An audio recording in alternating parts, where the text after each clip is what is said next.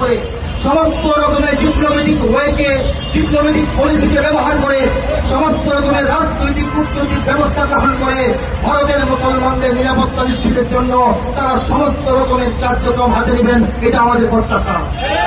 বন্ধুগণ, আমরা স্লোগানে সঙ্গীতে রাজপথ মুখরিত করে আজকে পর্যন্ত এসেছি। আমরা আবারও আমাদের মুক্তাঙ্গনে ফিরে যাব। আমরা গোটা জাতিকে এবং মিডিয়ার সংবাদকর্মী ভাইদের মাধ্যমে গোটা বিশ্বকে জানান দিতে চাই, বাংলাদেশের 20 কোটি মুসলমান, গোটা বিশ্বের 200 কোটি মুসলমানের 1/10, 10 ভাগে 1 ভাগ মুসলমান অধ্যুষিত এই বাংলাদেশ সবসময় পৃথিবীর সমস্ত মুসলমানদের পাশে থাকবে।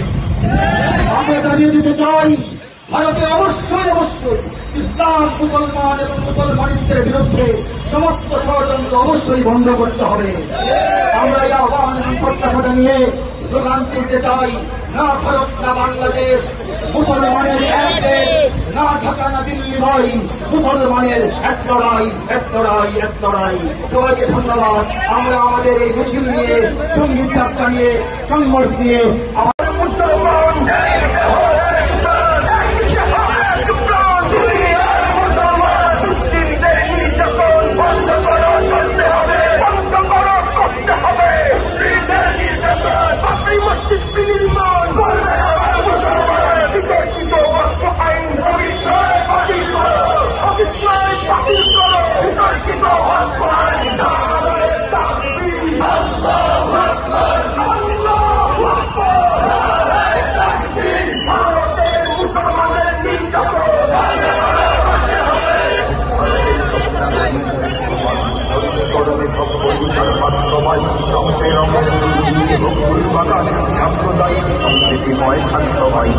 নিরাপদ মুসলমানের এই জমি উগ্রবাদের তাদের ধর্মীয় কাজে ব্যয় করবে। পাশাপাশি এই ওয়াকফ বিলের মধ্যে, ওয়াকফ আইনের মধ্যে যে একটা ধারা রেখেছে হিন্দু প্রতিনিধি, আমাদের প্রশ্ন আপনাদের মন্দিরে কোনো মুসলমান প্রতিনিধি আছে, তারা মসজিদ অথবা ওয়াকফ সম্পদের জন্য হিন্দু প্রতিনিধি থাকে।